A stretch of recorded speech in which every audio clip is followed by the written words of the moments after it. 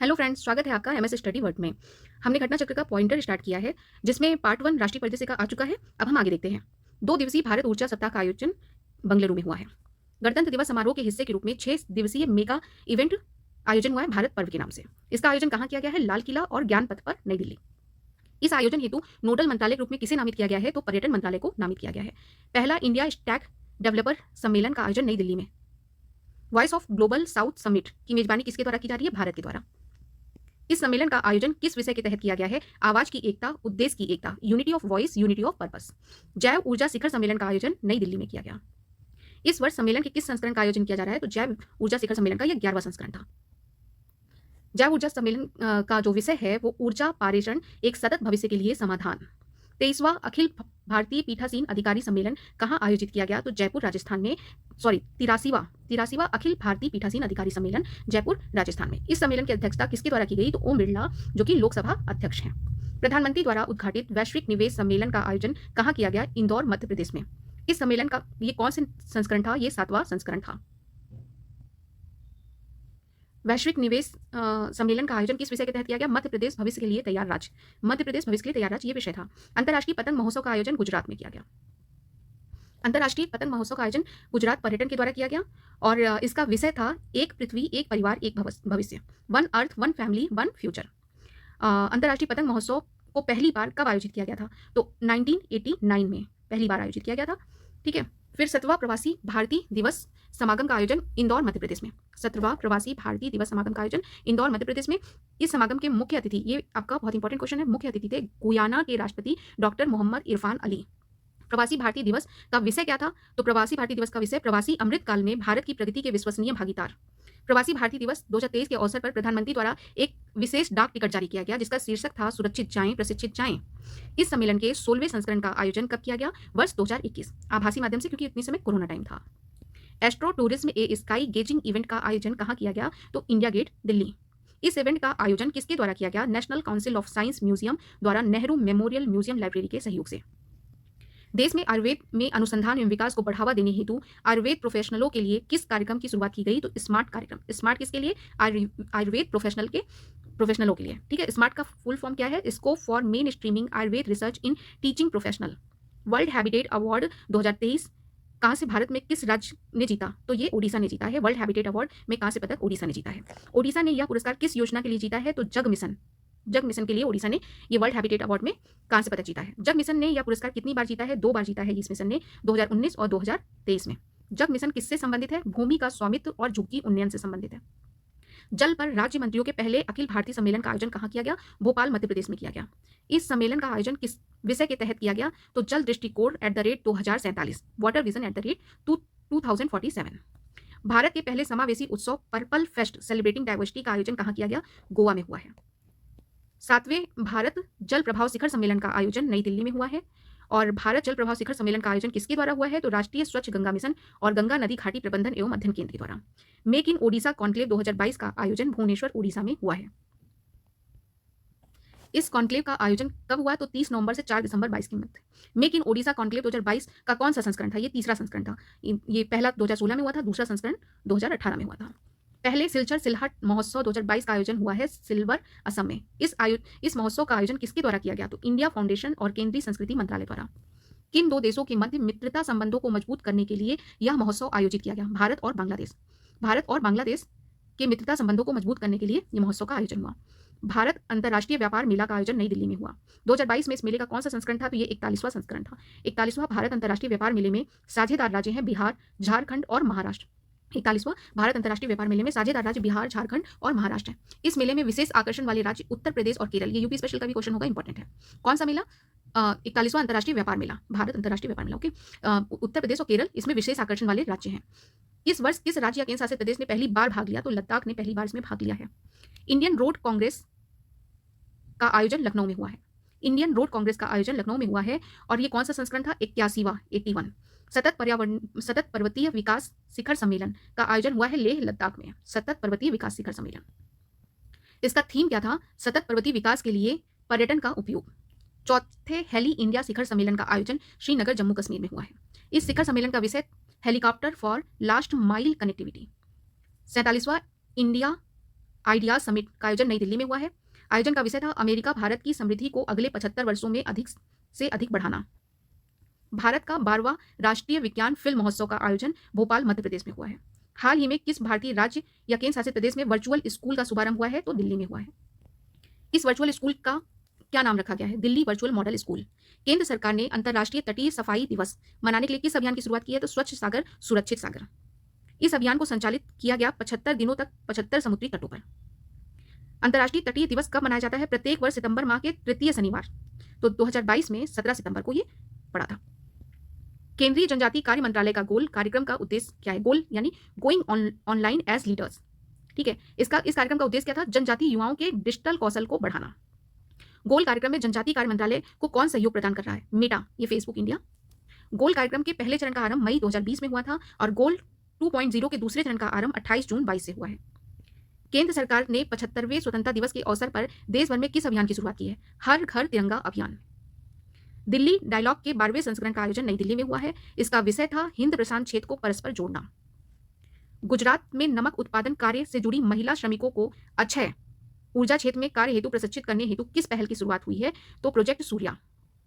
इस प्रोजेक्ट को किसके द्वारा लॉन्च किया गया? रिन्यू के द्वारा। रिन्यू इस पहल को किसकी सहायता से लॉन्च किया? UNEP, united nation environmental programme और स्वनियोजित महिला संघ सेवा। पहले क्षेत्रीय खिलौना मेला का आयोजन कहाँ किया गया? ये पंडित दीनदयाल उपाध्याय हस्तकला संकुल वाराणसी में। यूपी स्पेशल का प्रश्न है ये। इस मेले का आयोजन वस्त्र मंत्रालय द्वारा किसके सहयोग से किया गया? तो हस्तशिल्प निर्यात संवर्धन परिषद के द्वारा। पहला अतुल्य भारत अंतर्राष्ट्रीय क्रूज सम्मेलन मुंबई में हुआ है। इसका आयोजन संयुक्त रूप से किसके द्वारा किया गया? तो पतन पोत परिवहन एवं जल मार्ग मंत्रालय और फिक्की द्वारा।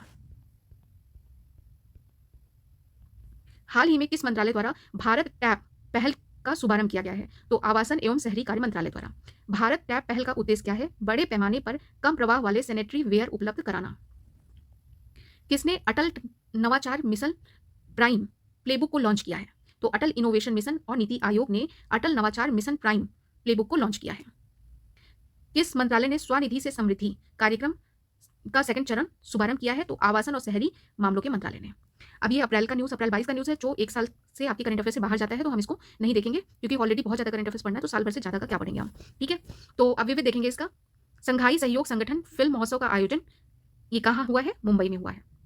किस भारतीय रेलवे स्टेशन को उच्चतम प्लैटिनम रेटिंग के साथ हरित रेलवे स्टेशन प्रमाण पत्र प्रदान किया गया है? तो विशाखापट्टनम रेलवे स्टेशन को हरित रेलवे स्टेशन प्रमाण पत्र मिला है।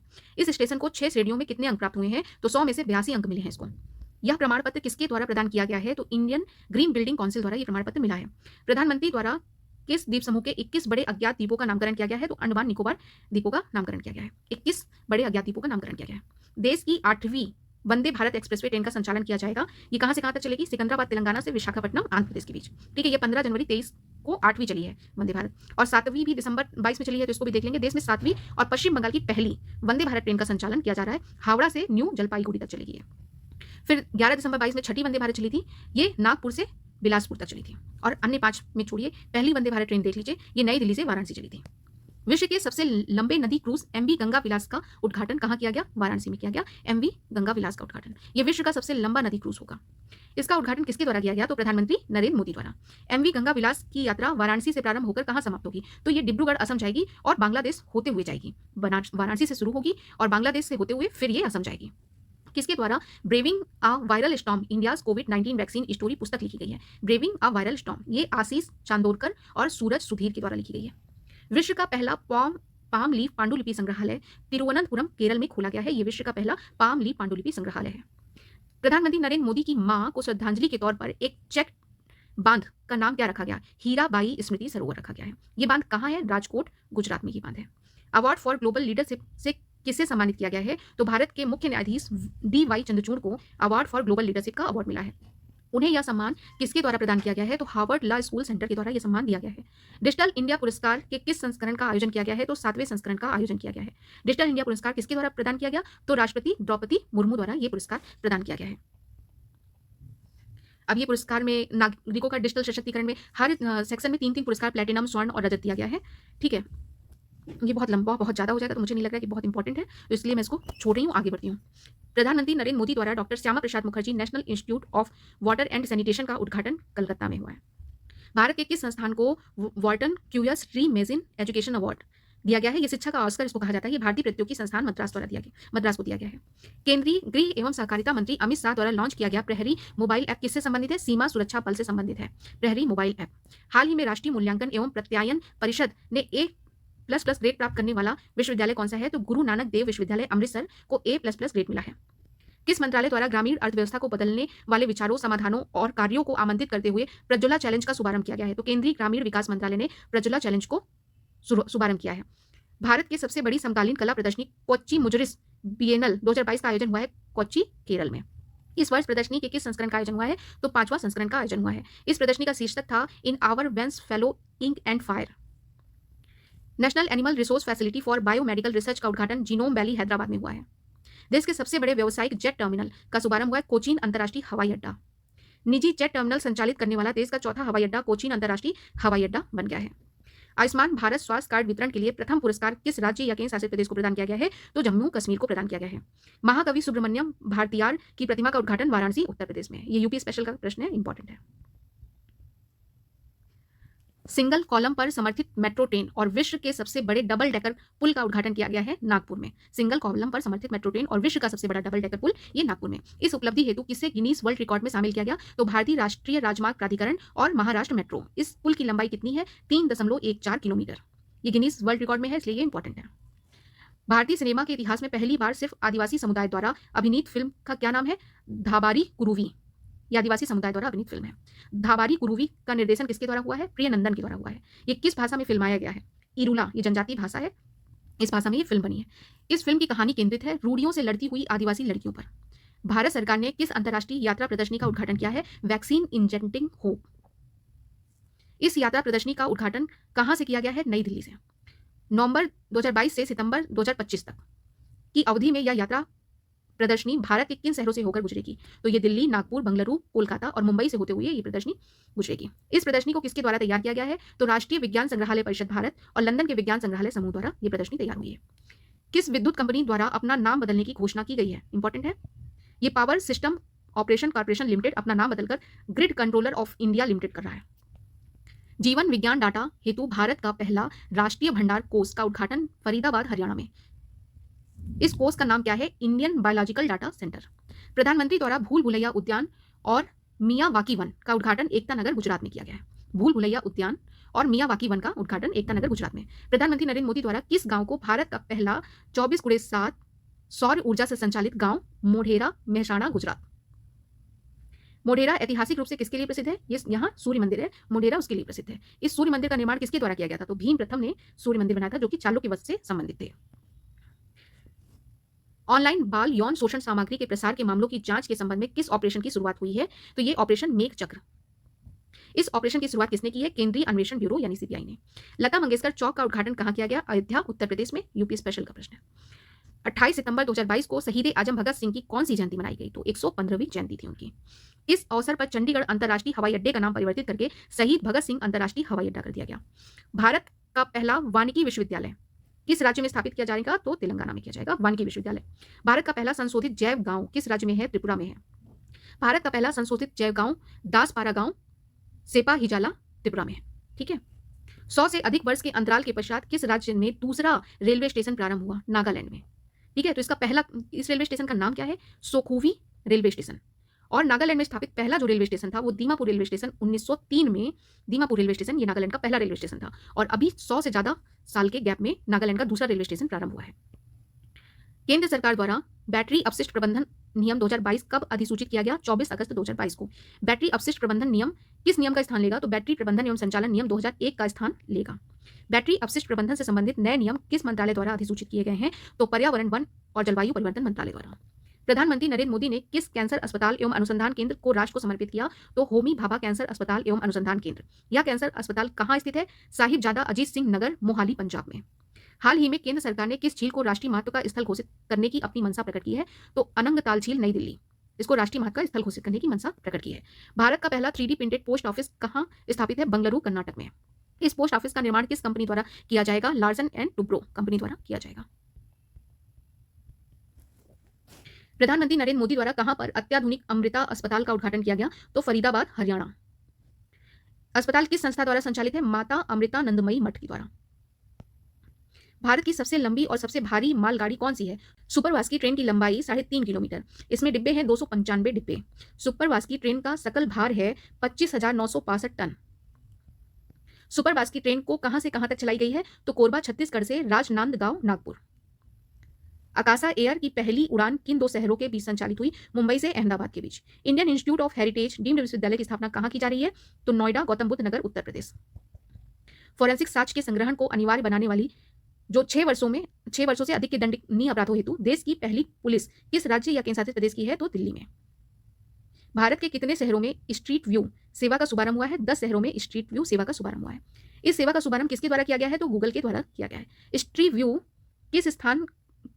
किसी स्थान का 360 डिग्री दृश्य है। जो स्ट्रीट व्यू है वो किसी स्थान का 360 डिग्री दृश्य है। स्ट्रीट व्यू सेवा की शुरुआत किसके तहत की गई है? गूगल मैप्स के तहत की गई है। अवसंरचना पर बंदरगाह प्राधिकरण का पूर्ण मालिकाना हक वाला भारत का पहला प्रमुख बंदरगाह बन गया है जवाहरलाल नेहरू बंदरगाह। देश में कहां पर ग्रे वाटर प्रबंधन प्रणाली को 100% लागू किया गया है? तो पप्पनकुची, कांचीपुरम, तमिलनाडु। भारत सरकार द्वारा कहां पर नई रेल लाइन को मंजूरी दी गई है? Tiranga hill Ambaji Abu road rail line. Rail line की कुल लंबाई होगी 116.65 किलोमीटर। यह रेल लाइन किस राज्य के 2 प्रसिद्ध तीर्थ स्थल को जोड़ेगी? गुजरात राज्य के।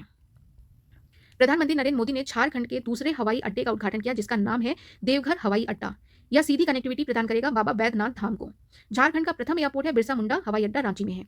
भारत ने किस शहर में विश्व का सबसे लंबा डबल डेकर मार्ग सेतु का निर्माण कर एक विश्व रिकॉर्ड स्थापित किया है? नागपुर, महाराष्ट्र में। नागपुर महाराष्ट्र में जो ये डबल डेकर मार्ग सेतु बना है इसकी लंबाई है 3.14 किलोमीटर।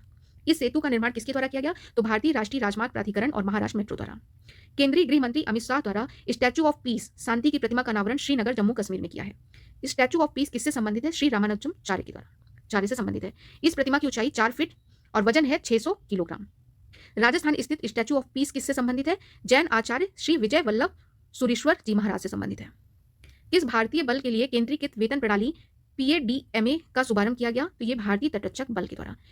PADMA का पूरा नाम है pay roll automation for disbursement of monthly allowances. पूरी तरह से पन बिजली और सौर ऊर्जा से संचालित होने वाला भारत का पहला हवाई अड्डा इंदिरा गांधी अंतर्राष्ट्रीय हवाई अड्डा है। पूर्ण रूप से सौर ऊर्जा द्वारा संचालित होने वाला विश्व का पहला हवाई अड्डा कोचीन अंतर्राष्ट्रीय हवाई अड्डा है। किस रेलवे स्टेशन ने रामायण सर्किट पर चलने वाली भारत गौरव टूरिस्ट ट्रेन को हरी झंडी दिखाई? तो सफदरजंग रेलवे स्टेशन, नई दिल्ली से। भारत और नेपाल को जोड़ने वाली पहली पर्यटक रेलगाड़ी भारत गौरव ट्रेन है। भारत गौरव योजना के तहत भारत की पहली निजी ट्रेन सेवा किन स्टेशनों के मध्य संचालित हुई? तो कोयंबटूर उत्तर तमिलनाडु से साईनगर शिरडी, महाराष्ट्र। केंद्रीय मंत्री जितेंद्र सिंह ने कहां पर भूकंप वेधशाला का उद्घाटन किया? उधमपुर, जम्मू कश्मीर में। जगत गुरु श्री संत तुकाराम महाराज शिला मंदिर का उद्घाटन प्रधानमंत्री नरेंद्र मोदी ने किया। यह मंदिर कहां है? देहू, पुणे, महाराष्ट्र में। किस राज्य ने ब्लू ड्यूक को अपने आधिकारिक राज्य तितली के रूप में घोषित किया? सिक्किम। ब्लू ड्यूक ये सिक्किम का राज तितली है। ऑपरेशन नार्कोस का संबंध भारत सरकार के किस मंत्रालय से है? तो ये रेलवे मंत्रालय से है। इसका क्या उद्देश्य है? रेल के माध्यम से होने वाली नशीली पदार्थों की तस्करी को रोकना, नार्कोस। किसी राष्ट्रीय उद्यान के अंतर्गत स्थित किसी गांव के सामुदायिक वन संसाधन के अधिकारों को मान्यता देने वाला दूसरा राज्य बना है छत्तीसगढ़। CFR को मान्यता देने वाला पहला राज्य है ओडिशा। पहली बार डाक विभाग द्वारा ड्रोन का उपयोग कर डाक को कहां से कहां तक पहुंचाया गया? हाबे गांव से नेर गांव, कच्छ जिला, गुजरात। राष्ट्रीय साइबर फॉरेंसिक प्रयोगशाला का उद्घाटन हैदराबाद में किया गया है। इसका उद्घाटन हैदराबाद स्थित किस प्रयोगशाला के परिसर में किया गया? तो केंद्रीय फॉरेंसिक विज्ञान प्रयोगशाला परिसर में। केंद्रीकृत मार्ग का अधिकार, अनुप्रयोगों और अनुमतियों की प्रक्रिया को सुव्यवस्थित बनाने हेतु किस पोर्टल की शुरुआत की गई है? तो गति शक्ति संचार की शुरुआत की गई है। इस पोर्टल की शुरुआत किसके द्वारा? तो दूरसंचार विभाग द्वारा।